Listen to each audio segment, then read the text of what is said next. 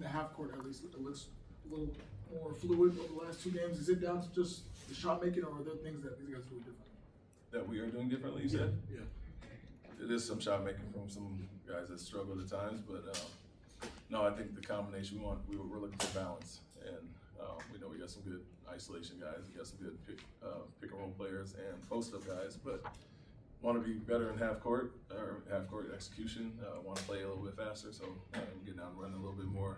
Obviously, defense steals the lead to that as well, but then off ball is our biggest area of improvement.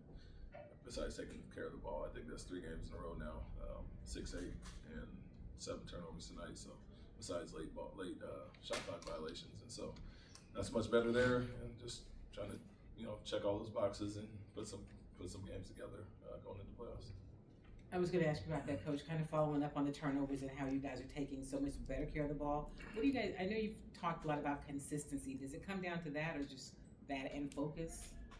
I would say being strong with the ball, knowing where your outlets are, and then getting out of certain actions that are hurting us at times. And so avoid putting guys in certain positions. We can take care of the ball better. And I think guys are making a concerted effort when teams go after the blitz to sprint to their spacing, give Kevin and Alperen outlets, and we're attacking a little bit more aggressive out of that. Not the best tonight, especially late. Some of the miscues we had there, and not being as aggressive as we needed to, but nonetheless, we got shots up instead of turnovers. Milwaukee came in with a ton of injuries, a team that on paper you guys are better than.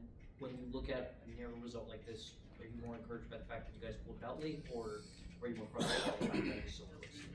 I would say both. We had 20-point lead and 15 at a time, and it just kind of some sloppy play and lack of defense allowed them to get back into it.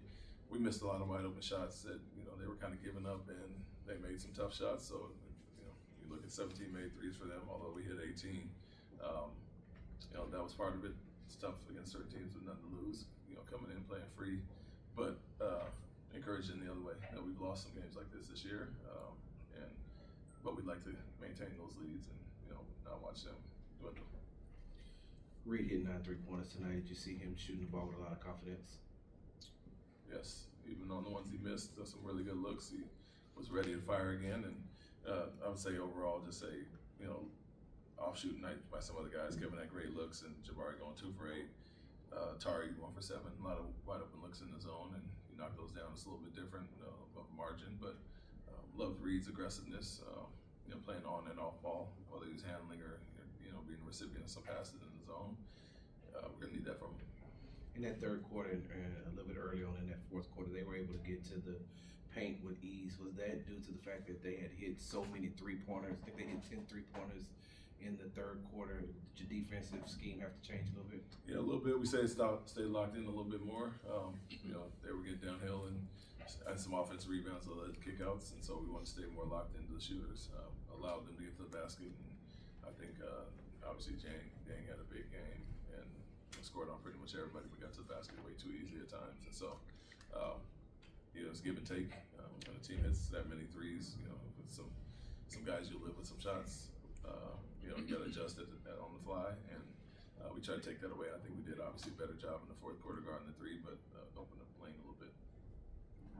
Coach, just in terms of pace, do you think that, given that this team has played at a slower pace all year, that it actually helps going into the playoffs where the game does slow down, or how do you see that playing faster? I mean, if your execution is good in the half court and you're taking care of the ball, great, and so there are going to be more long possessions where you have to grind it out, and that's who we've kind of been all year. And but the turnovers is the main thing: getting shots up and getting offensive rebounds, and limiting turnovers, winning that possession battle. If you don't do those things, it doesn't really matter if you're playing fast or slow. And so I like the trend, the way we're trending. We take care of the ball. Obviously, it makes a huge difference in our outcomes. Can you talk about how important it is, especially at this point in the season, to have different guys each night step up big? If this one night is Kevin, one night is Alfie or Reed, how that factors into going to the playoffs? Yeah, it's good to not just be able to play one way or be so dependent on one guy. And so we do it multiple ways. Like I said, I think our turnovers have improved, and the half court offense. We don't just want to be isolation, post up, stagnant. depending on double teams, we want to get better at the off ball, and I think everybody else can be a recipient of that when we're playing that way. And I think our high assist numbers, taking care of the ball, and using our off ball has been much better lately. And so that's going to lend itself to being different guys on different nights, especially when we're not drawing up specific plays for guys. A little bit of read and react, and I think the guys have improved on that throughout the year. Coach, in the fourth quarter, you guys were able to generate some good looks off of KD double teams. What's been the biggest factor in improving in that area? Taking care of the ball, that's the main thing. And, not turning it over and getting it to our playmakers in the pocket or the outlets and being aggressive from there. And so, yeah, we had some great looks that we missed. Albie had one at the rim. My man had a few at the rim before he made his late, and then some kick-out threes that we missed. And so you have to trust it. And, teams are going to be able to double if they want to. It doesn't have to be him in a pick and roll. He has the ball. They can just go, hit and try to get the ball out of his hands, and we got to be better at that. And at times we have been. At times we struggle with it. And so tonight we can take care of the ball and get it to our guys and trust what's behind it. More often than not, you'll be in good shape. What did you see on that Jabari turnover late after the missed free throw? They threw it into their hand. From my angle, obviously you can hold it. They're doubling him, and it looked very reminiscent of the Duke game. So at that point, you got timeouts, but you got some wide open people as well, and you just gotta obviously throw it a little bit higher. But yeah, that's what I saw from my angle. How do you balance the decision of, do I call a timeout there, or do I let the situation play out?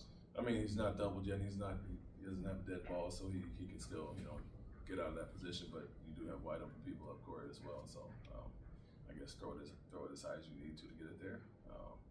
But knowing that we have 2 timeouts, I'm always looking for a ref to stand by as well. Thanks, everybody. Thanks, Coach. Thank you.